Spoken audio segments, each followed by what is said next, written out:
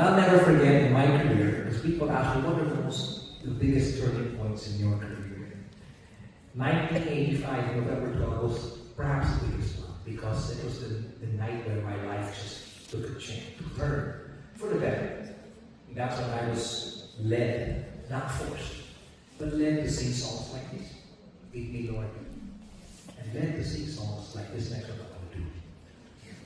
But before I do this, there are two versions of this song. One is the original version, and the other one is the COVID version. Where I was at home, and we needed to come up with some production numbers, homemade production numbers for ASA, our regular Sunday show. We already lost the franchise. And then we could still continue the show somehow online. So I made a version of this song, and I think it turned out to be better because it spoke to people in such an intimate way because people were not watching the screen, and even if they were watching alone. Many people were watching television or their computers or iPads alone or through their phones. But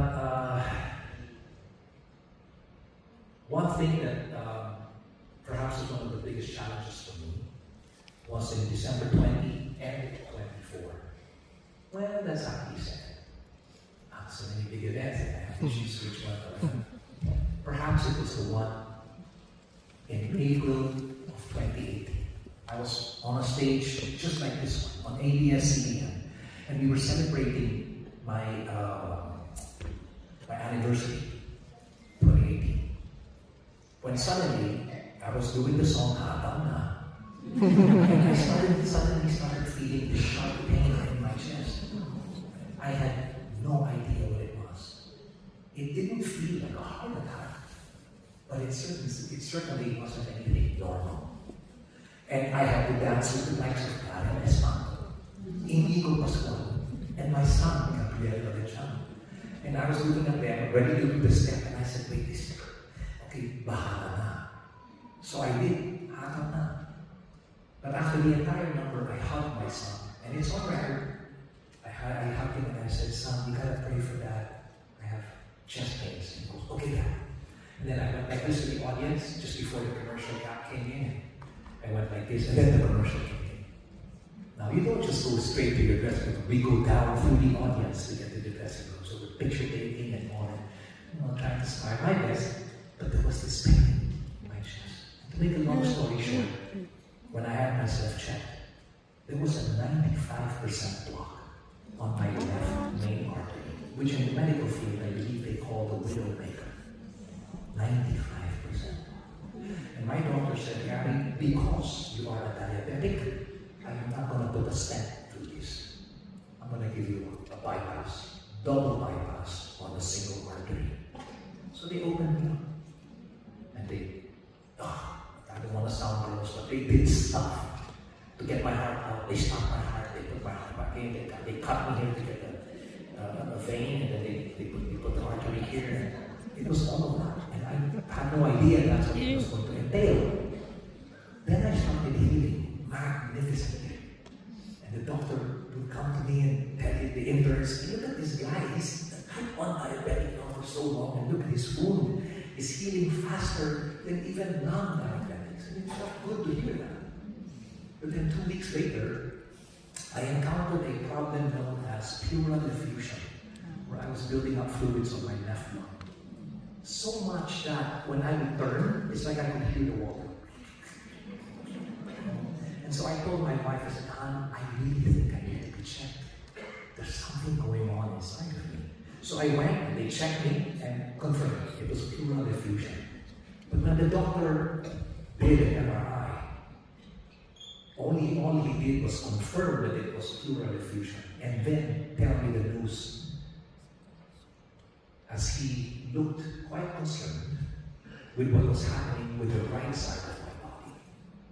And he looked straight into me and he says, Gary, that's your kidney. Bro, you have kidney in the cancer. And you have cancer in the kidney. And it was quite big, like 6 centimeters by 4 centimeters. So on May 6th was when I went in for this, 2018. And on June 13, Friday the 13th, I went in. So that they could get part of my kidney out. They got it all. And though it was hard to see God's signature in that particular moment of my life, He was very much present. Because I remember that very same operating room that I went in for my bypass, it was the same operating room for this. So they put me there. I was surrounded by white curtains before they gave me that thing to put me to bed. And I was literally, if I could verbally and audibly pray, it sounded like this. It sounded like, Lord, I'm here again. Hasn't the diabetes been enough? And the bypass? Now cancer. What else is there? Isn't that enough? I'm here again. And He didn't answer in a way where he said, no, you know, it's like this. You know, first you get this, then you get this. No. When I said, I'm here again, all He did was literally just sit at the foot of my bed, fold His arms, look at me and go, yeah. And I'm here again too. And that's why I'd like to sing this song for you. Because that's as intimate as it could have gotten with my Lord. Being there, the doctors, I could hear them all talking terms, medical terms. I couldn't understand them. I was just like, Lord, I'm here again. Am I going to get through this? Oh yeah, I got you. Even when the doctors say this and that, I'm the one who makes things work. And He did. So that was in June. By September, I was doing a concert already. It was crazy. I looked at my wife and said, and the reason I needed to share this with you, I didn't share this in other parts that I've been to, not this lengthy. But it's because when you see an artist on stage like me, the last thing that comes into your mind are the details of what I go through. So I thought I'd share that with you. And maybe cap it off by singing for you this song.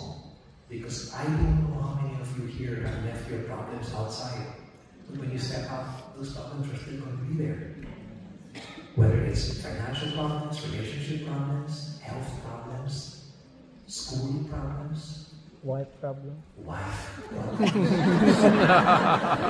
Husband problems. So I can't just say wife because I'm a husband.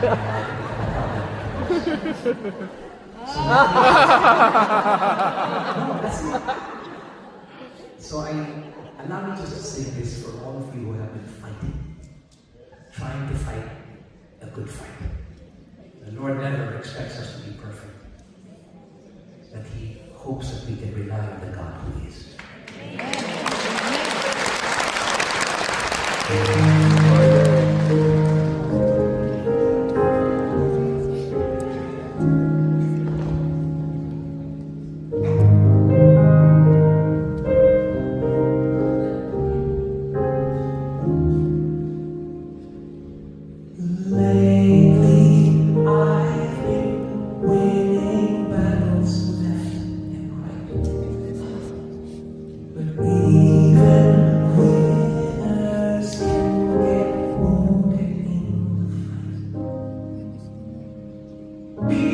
Say that I'm amazing, I'm strong beyond my years, but they don't see inside me. I'm hiding all my tears.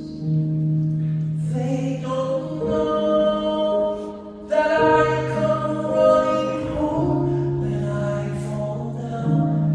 They don't know who picks me up when no one is around.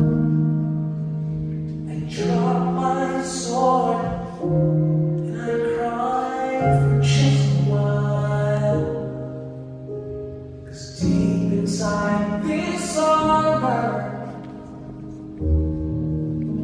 the warrior is a shine.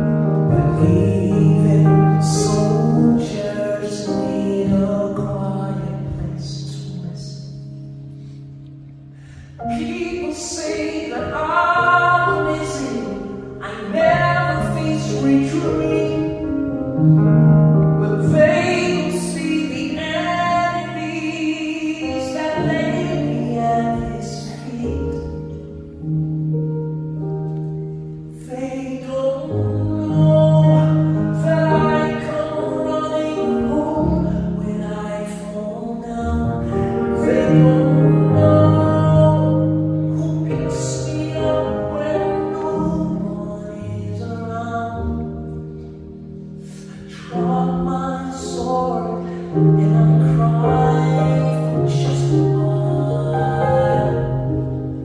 'Cause deep inside this armor,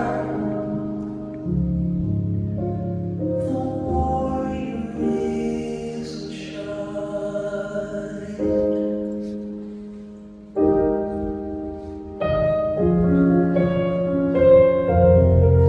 They don't know that I come running home when I fall down. They don't know who picks me up when no one is around. I drop my sword and I look up for a smile. 'Cause deep inside this armor, deep inside this armor,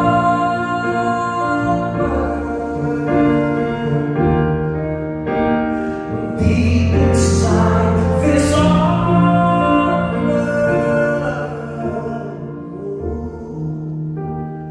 the warrior is a child.